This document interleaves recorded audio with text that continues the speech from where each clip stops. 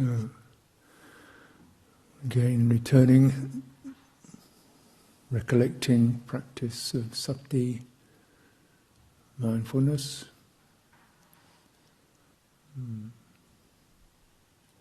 So this is a kind of now quite a common reference point in all sorts of areas of life for people to sharpen their attention or calm down a bit,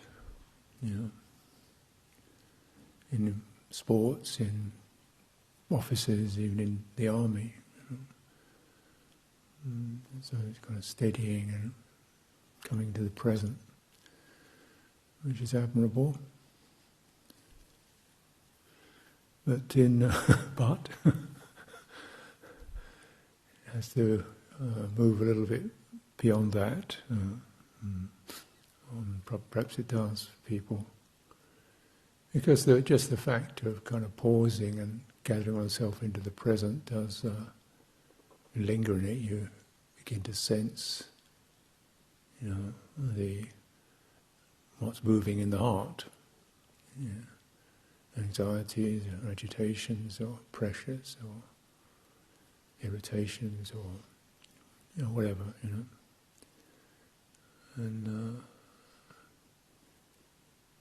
then certainly one can kind of stabilize, but then really unpacking and unfolding that, because the primary aim is to purify the heart, or to clear these turbulences and grievances and blind spots, numb patches, scar tissue. That kind of happens, just by being in an environment that is punching things around quite a bit. Constant input, the sense world, sensory consciousness, including mental consciousness, is pretty intense. It's kind of stimulation, pressure, noise, hurry, business, competition, aggression, which we see manifest. So this is just emotionally very taxing to bear with. It does take energy.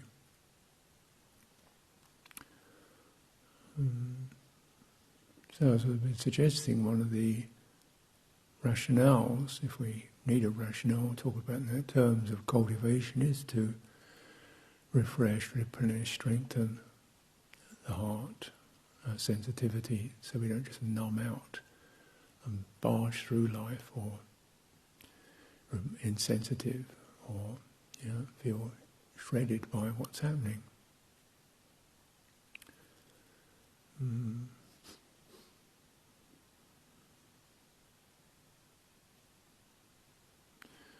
And again, in the cultivation, this citta, this is that which is liberated from the defilements and the asava, these inner turbulences of getting wound up by consciousness, by what sights, sounds, thoughts bring in, and the searching for meaning and purpose and fruition in that. Or the fruition in some kind of territory or state of identity, the becoming asava.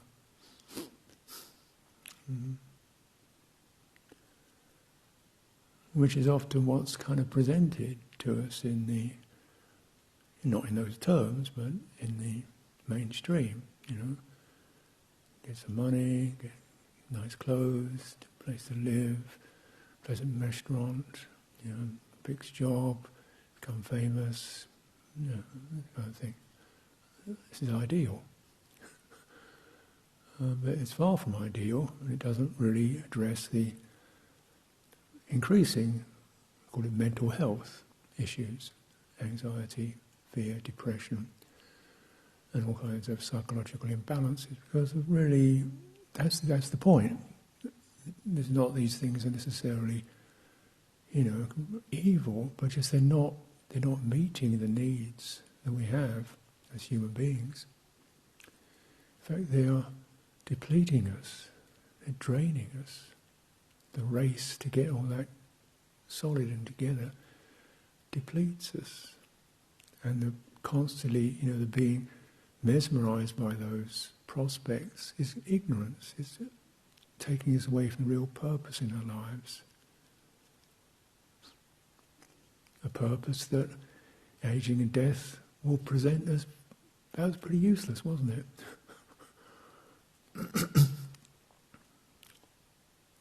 Unless you, not to say you're ignoring the world, but can we come into the world with a sense of bringing integrity into it, into value into it, and kindness and courage and steadfastness and moral integrity into it.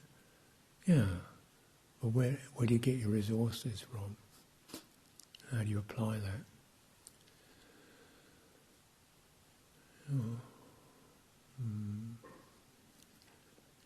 So this is really just kind of pragmatic. This is recognition of the need to cultivate.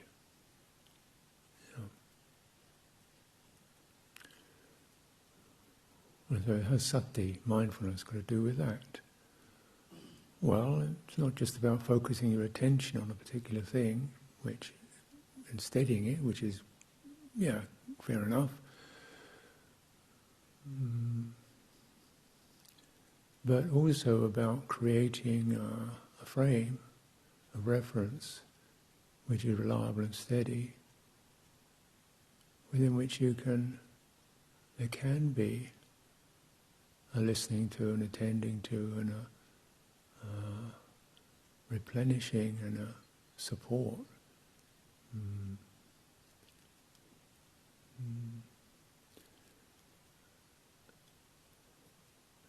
And this is actually in very kind of brief and sometimes cryptic terms. This actually is outlined in the Satipatthana teachings.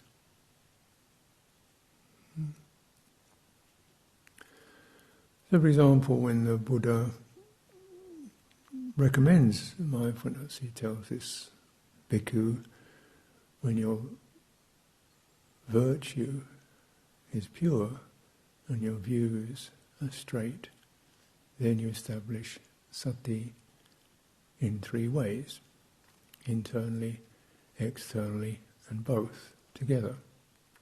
And you establish it, you place that practice, that process of the experience of your body, the experience of feeling, being touched, being affected, experience of citta, that which is affected and touched, and moved, and on the phenomena that well up, for good and for bad, as you do that. So this reminds us, we're starting with something a little bit deeper than just placing attention. Your virtue is pure, your views are straight. And maybe if we're honest about it, sometimes that isn't the case, but okay, let's get it together, and really look into that, get that straightened out. What is it? Virtues is harmlessness, conscience and concern. One is sensitive, one is responsible, one is aware of how one affects others, one is aware of living up to the best with integrity in yourself, non-abusiveness,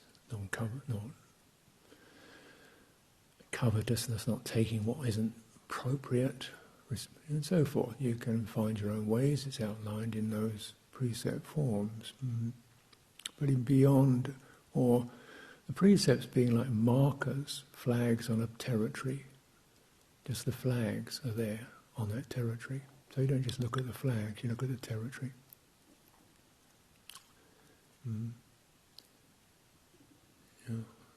Because you can get, otherwise you just get into moralising and exactly what the detail of harming living creatures is. Does that include moss or algae or practice, wait a minute, let's back off, lift from the text and get into where you feel a sense of integrity and conscience and concern. It means that really you're entering from a point position, which is focusing on a particular point, because this, that, the other, trying to explain it, into the field effect. The heart operates in terms of fields. The field of integrity opens up. It's a field effect. You see what I mean?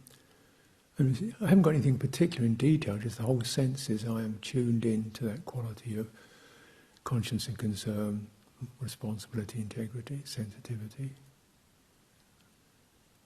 Right.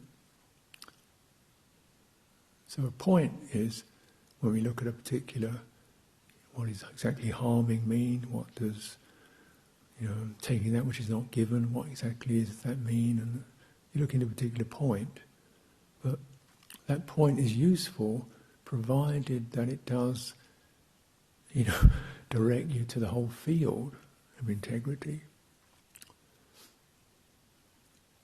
And what is wrong speech? Again, really, a big topic. How do you say things that are not agreeable, that haven't been truthful, and not agreeable? The Buddha says, well, the Tathagata knows when's the right place, the things that are true and not agreeable. He knows the time. It's not like blammo, this is a fact. No, it's just, no, it's not, we're not ready yet to talk this through. A place where that's respecting, it has to be a field of listening and shared conscience. And that's very much the case in our training. If somebody has an issue with a monk or something, they say, venerable, respectful, do you see this?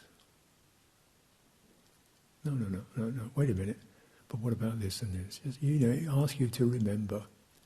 It's called Cittaviveka. It means it asks you to recollect yourself.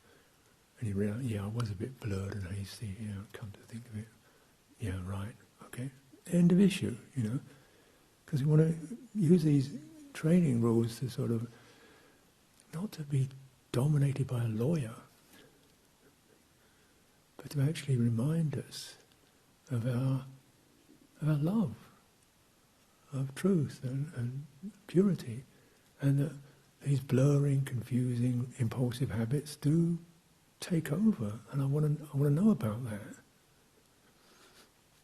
It's not a defense attack situation, it's a, do you remember? Bring it to mind. The field of integrity, because this is your dwelling place. If you live here, you'll be okay. If you don't, you're in danger.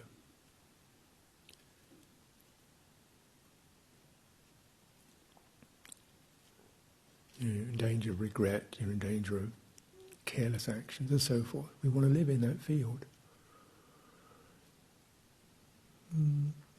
So your views are straight.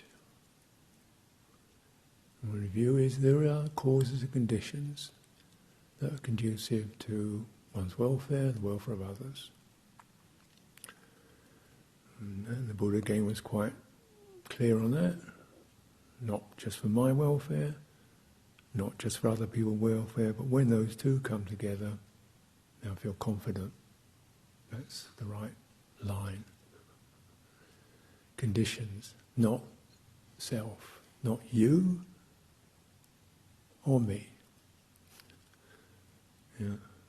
It's not you got it right and I got it wrong. No, we're conditions. So we're looking at what conditions are arising.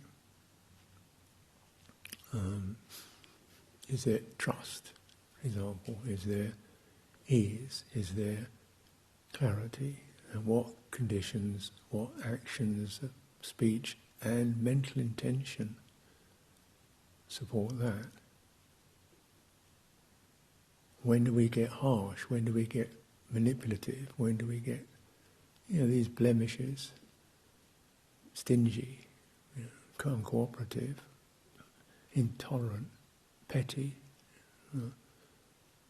Or when do we really those are uncomfortable, unwholesome conditions.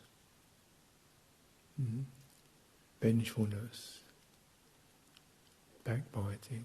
See, there's no any of that. You don't want to support that. And particularly when you're entering this territory of cultivation, because then you really, the effects become clear, evident. If one's views are distorted, you get the results. Because then when you cultivate through sati and through holding that frame of reference, you do enter the heart, you become conscious, aware of what's going on at depth levels. Otherwise there's no point practicing. Well, at some point, but the real depth practice, you want to go to those places of, where things are a bit edgy. With the right attitude. This is the causes and conditions. It's not you or me, it's not my fault or your fault or this or the other. We're not using the language of our normal waking consciousness, which is past, present, future, you, me, this, that. In the heart, those don't exist. It's just that which is arising. So you've got to handle it with the kind of steadiness and clarity and kindness, to recognize these Dhammas and smooth, clean them out, clean them.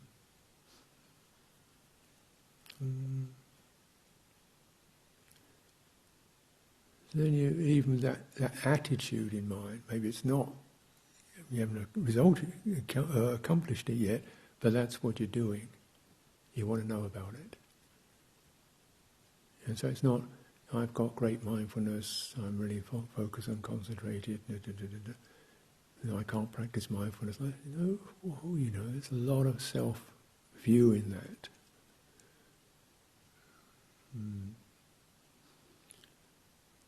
There are causes, there's conditions of struggle, conditions of uncertainty, conditions of eagerness and enthusiasm. Let's hold the field, a field of mind, with all these different creatures roaming around in it, rising and passing. Just this. And the basic, faith that there is, kind of really, quite tremendous when you're recognizing is the citta gets obscured by ignorance. But it doesn't mean it's ignorant. There's a knowing in there. Yeah, the blankets get pulled over, get hoodwinked, get distorted, but those are effects. And that's part of the language. It sees the citta affected by passion, by aversion, by confusion. Citta affected by it. Knowing this. Just that not intellectually knowing, but bearing presence, bearing awareness with this. And the sense that comes through is, you're waiting, what do you do about it? Well, that's what you're doing. You're holding that reference with a quality of sati, and citta can begin to kind of shake itself out of this cloud. It's like it throws the blankets off. It's a healing system. We don't want to suffer. But the fact is, a lot of the time, we don't go deep enough to understand what generates the pressures and the sorrows in our lives. And the Buddha said, this is a very straight way. This is the direct, undeviating way for the ending of sorrow, pain, lamentation, grief and despair, the purification of beings, the realization of Nibbana. That's a pretty heartful statement. Dukkha is not just some metaphysical sense of confusion, it's actually sorrow, lamentation, pain, grief and despair. And that's why you say, we just want to clear that. And it can be done. That these effects that sweep over and stir the citta can be stepped out of. The citta can kind of wake up from that. It can pull itself out of the flood, as it will do, because if we really get in touch with that, it's like, if a person's drowning in water, you don't have to tell them, pull yourself out. If they get their foot on anywhere they possibly can, they will do. If they can get hold of anything to pull themselves out, they will do. You don't have to ask them to do it. It's a natural thing that the wish for the ending of that pressure and confusion. There's a kind of self-healing system. When we get to that depth of sati, which enables us to reveal some of the, not just the temporary issues of the day, but what particular issues come up. How come we don't get affected by this, that and the other? But these ones really disturb me. Looking into those disturbance patterns.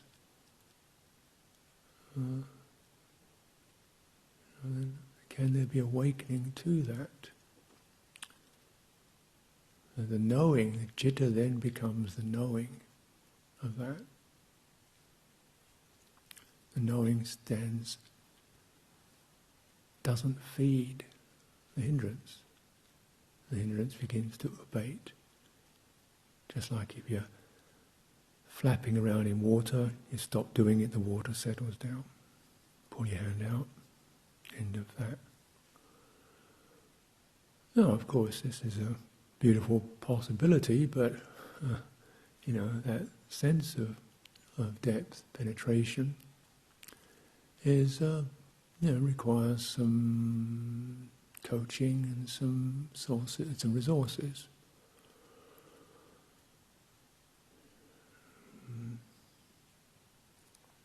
And recognizing the field. So it's internal, external. And we look in this is presented in the kind of refrain that occurs in the Satipatthana Samyutta, the collection of discourses on the Satipatthana teachings, and also in a couple of other longer suttas. And it's never really expounded as to what these means, ajata bahida. But it's also a term that's used to refer to consciousness. It's ajata, internal, external. Sights, internal, external. The internal visual consciousness is, external is the sense of seeing objects, internal is the propensity to see. Got a visual organ, and it sees things.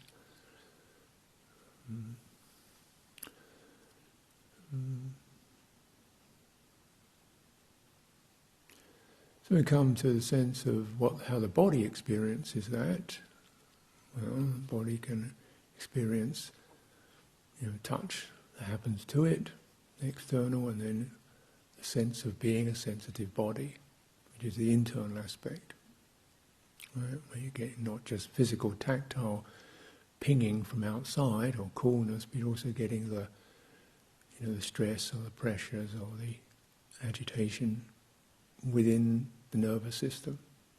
Put it in everyday life terms.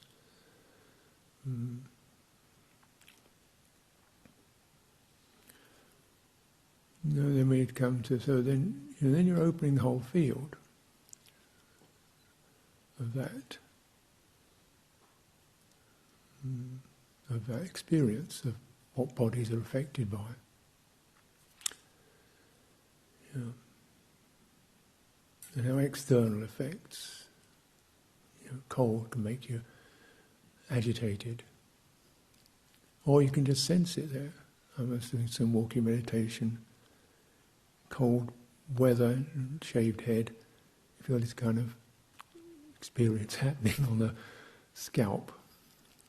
And I stopped calling it cold. I just felt it as sensation.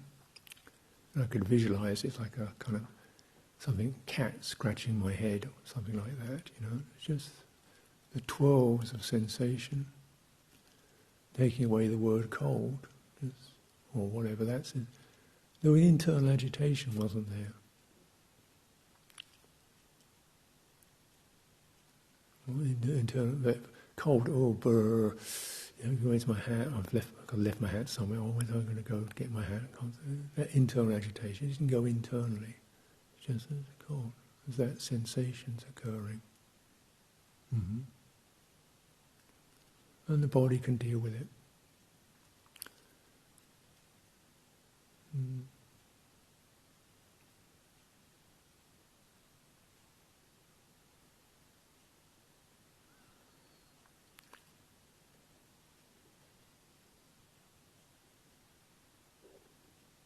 Do it shivering or whatever it does. Internally one remains unflustered.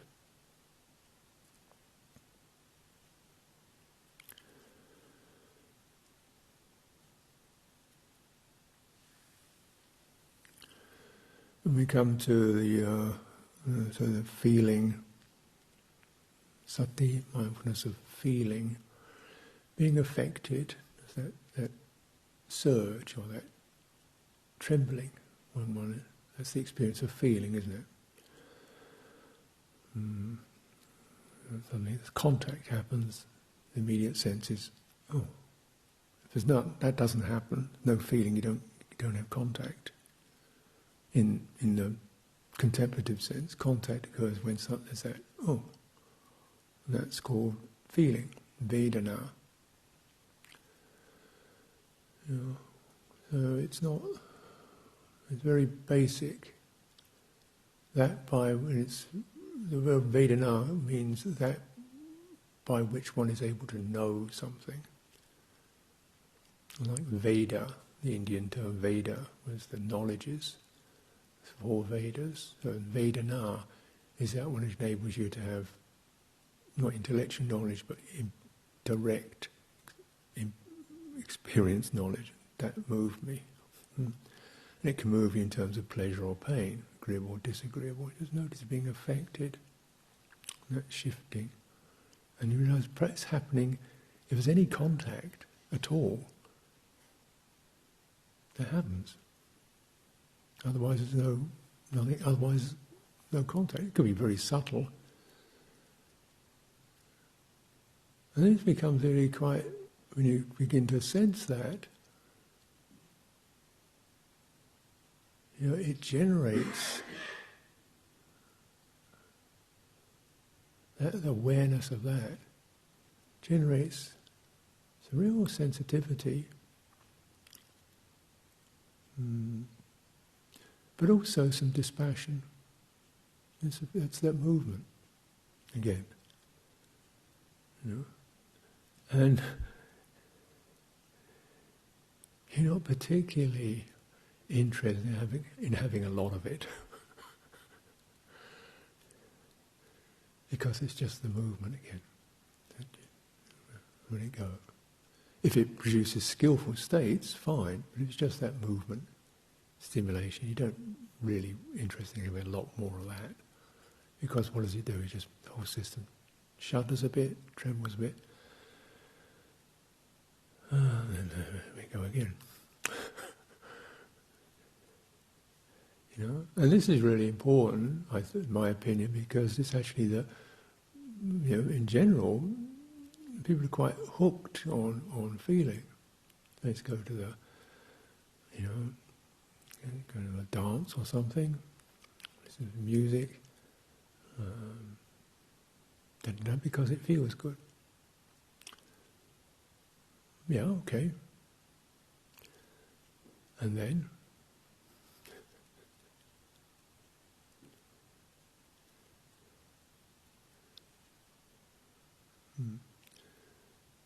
But that movement can become quite addictive, so you get, and is fed.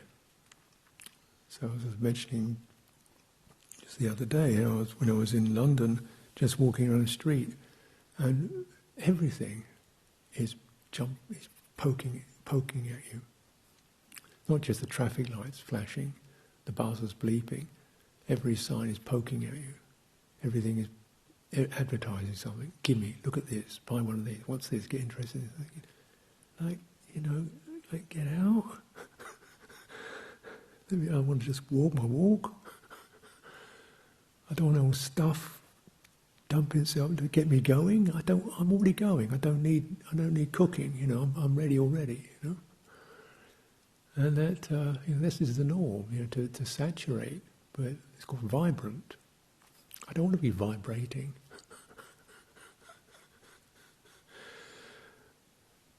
Even with agreeable things, it's not necessarily, painful, but just the constantly vibranting is, after all, just a bit stressful. And we say external feeling. It's feeling based on the situation you're in. A lot of sounds and sights and things going on, then that definitely triggers things.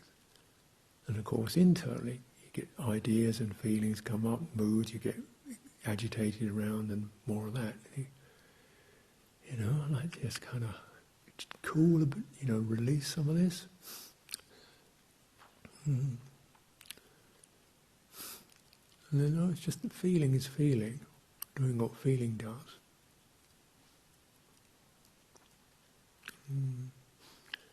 And the really significant thing is, since everything does give feeling, even right view has a feeling associated with it. It says, the Buddha says, even there is a feeling associated with the development of right view. It's a sort of steadying feeling. You contact something, and something lines up. You feel you're in line. You're steadied. And that feels good. So we're not dismissing feeling, but just being able to differentiate, not just the haphazard stimulation, but a bit more discerning. And I'd like to just be inspired rather than stimulated.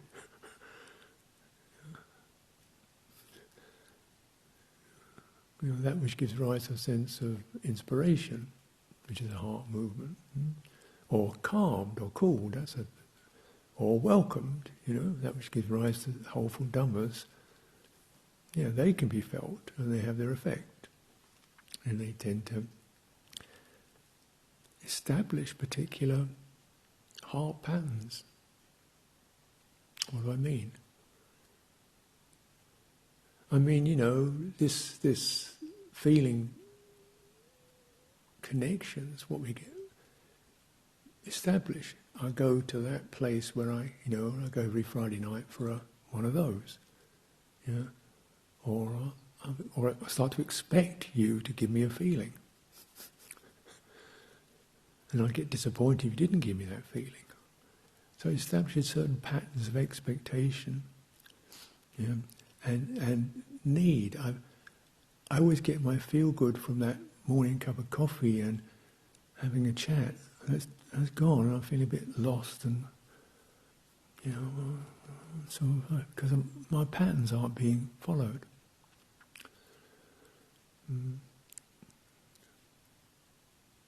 Then it's relying upon circumstance, which is changeable. So really, wise person doesn't want to have to depend on that, since it can go, and will go. The feeling based on right view, that can stay. The feeling based upon living with integrity, that can stay. Feeling, that doesn't have to go. So you're looking at the feeling qualities that are generated, felt, and these rebuild the heart.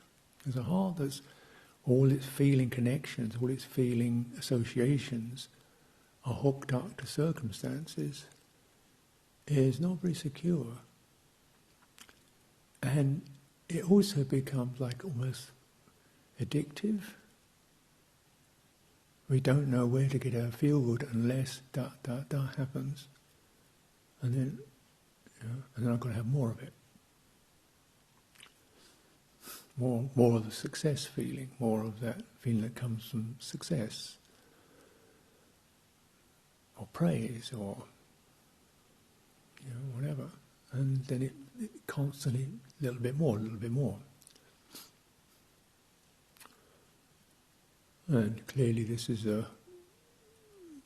not just a personal issue, but a global issue. When we see the huge imbalances of wealth, because wealth, money can give, it's a token that can give rise to the ability to have what you want, get what you want, have good feeling, because you begin to be able to manipulate the circumstances that you live within.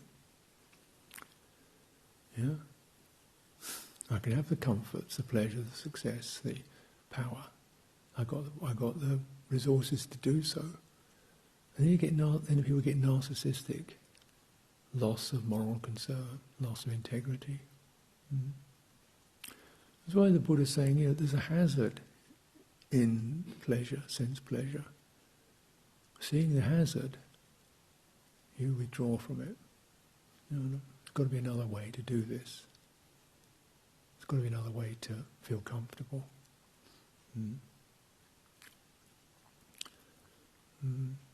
So the feeling, contemplating that, the arising and passing, and the skillful and unskillful states that they give rise to, from external situations. So perhaps you go to a place where people are living harmoniously, or there's a sense of integrity and welcome, you feel quite inspired. And one of our recommendations is that external base, internally, look into, that wasn't so good, but look into the fact that you cultivated harmlessness, or generosity, or integrity, or kindness. Look at those aspects to get the gladness. It's not about self-congratulation, it's about feeding the heart. If you don't feed it, it's going to get pretty sick and withered. And if there's nothing inspiring around you, or nothing that you can't find inspiration in, then you're going to go back to that. This practice of recollection. I do live with integrity. Sometimes I get it wrong, but it's my intention. Notice when that quality of heart is present, and get a sense of that. So learning to be discerning.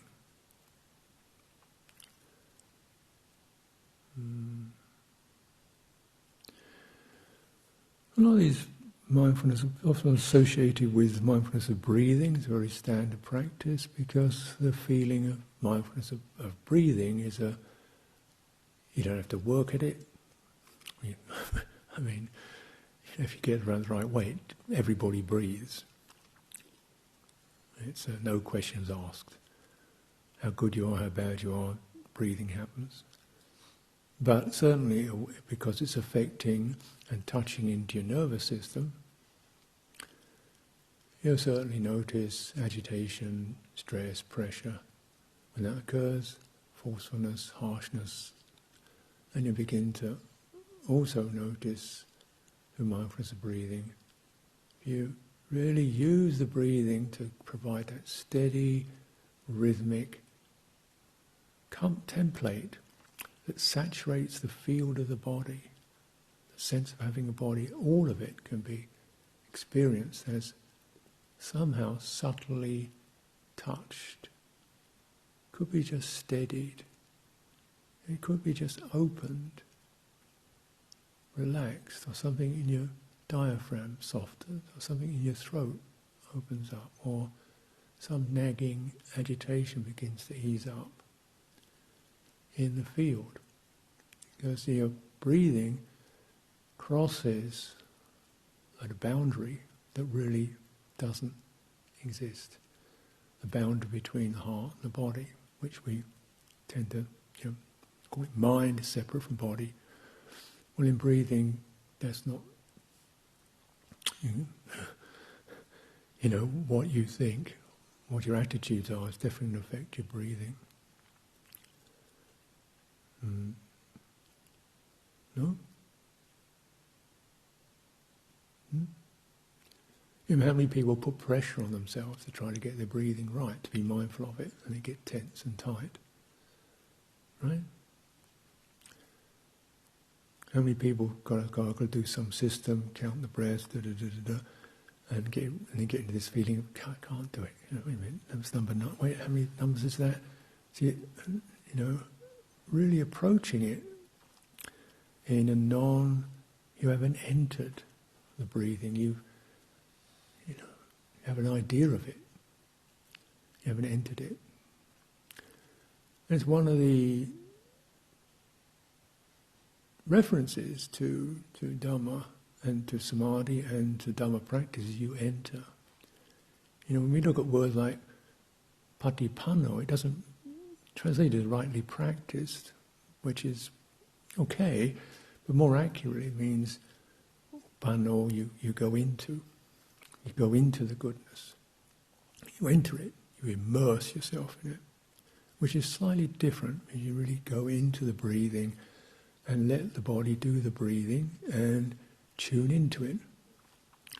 And this, you can see in the Anapanasati how that segues from what seems to be body through this kaya sankara nervous system into qualities that we'd associate with emotion, like rapture and joy and ease and calming the citta.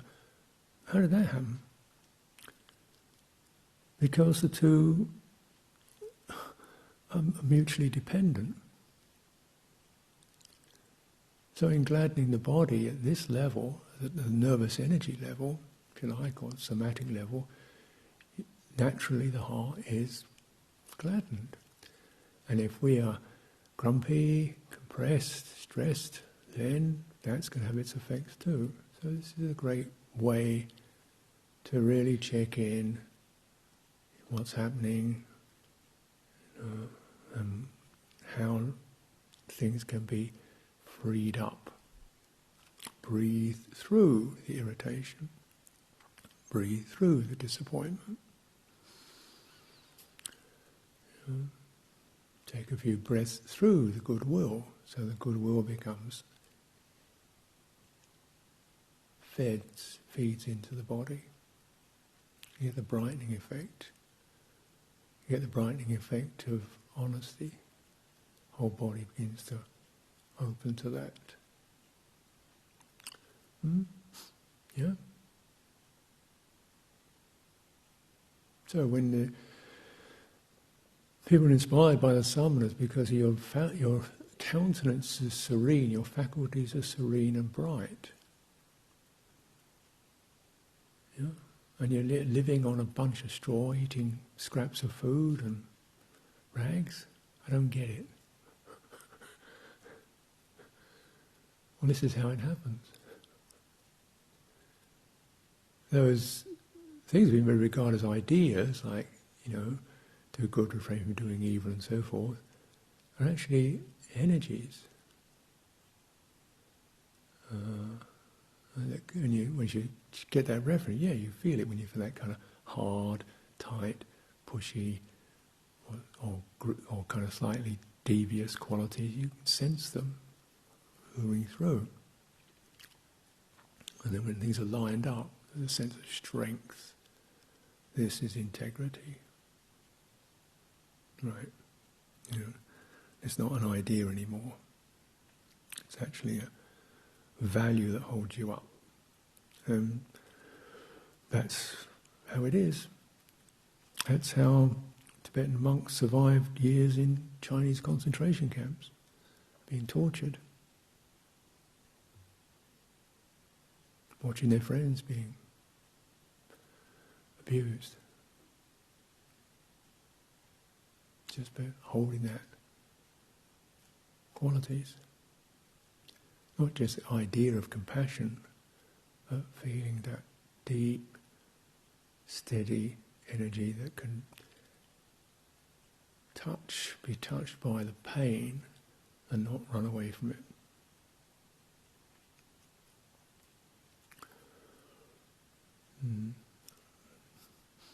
So, and what holds that frame of reference is sati. Let's stay on the topic. It's not about rushing off and judging other people, which is, you can do that, but that's not going to get you out of dukkha. It's not about wondering how you got in such a mess. That may be useful, but it's not going to get you out of it now. Wondering when it's going to finish, that's not going to help either.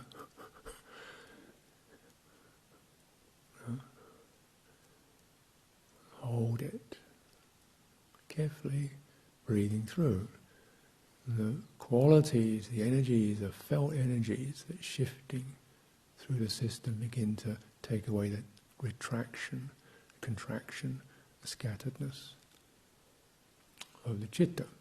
When pain hits it, particularly psychological pain. When it said, third satipatthana, affected by love, affected by hate, noticing the citta contracted.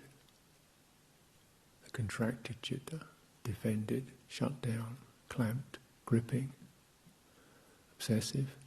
The scattered citta, distracted, blown out, all bits and pieces rushing off here and there. Scattered, noticing the undistracted, uncontracted citta. Then how does that, sensing that, the ability for it to take these particular forms, knowing this, through the knowing of it, mindfulness of it, citta, and step out. And clearly, if one's wise, one can begin to review those, where this is, how this is being triggered. But for now, we want to just take that coming out. Get the arrow out of the body first, then figure out where it came from, and who shot it and why.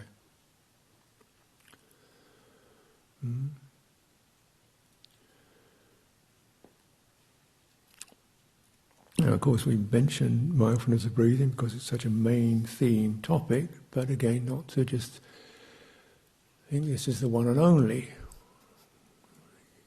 In the Satipatthana, the Buddha is saying when walking, standing, moving, leaning, scratching, and so forth, just noticing, feeling, noticing citta is still there. Citta is still there.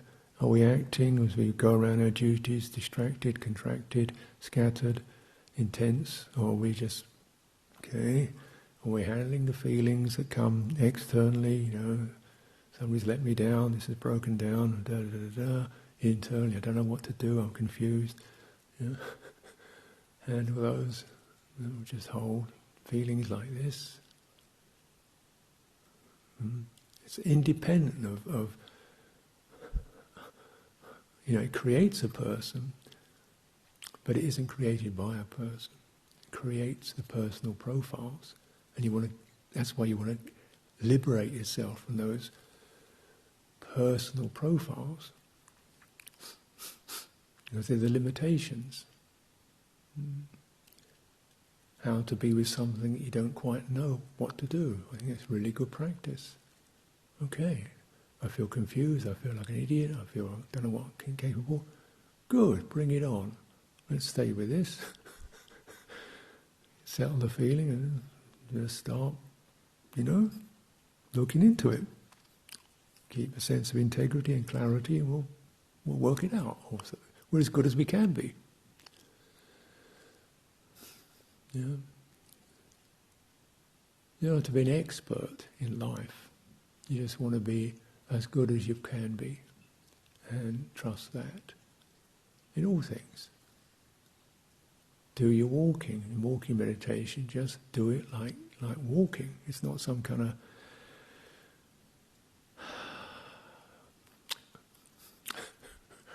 set-piece robotics. It's about feeling the most comfortable, steady way in which your walking can give rise to, skillful, comfortable feeling. Comfortable is also based upon mindfulness, non-hurry, non-obsessive. They could create all kinds of lists around that, but this is where you need that sensitivity to recognize when you're pushing too hard or you're just going automatic. Very common in meditation practice to go automatic because we're doing the same thing over and over again. And that's a deadener. So we're tuning into the body is never automatic in itself. It's always now animated. This is really getting to sense that in the body. Because we are so domesticated in our social lives. To really bring back the nature, the naturalness of the body in walking. And then you listen up to what's happening, feel into what's happening, steady yourself in that regular, here we go, one step at a time, feeling to it, the balancing of that. It just helps to,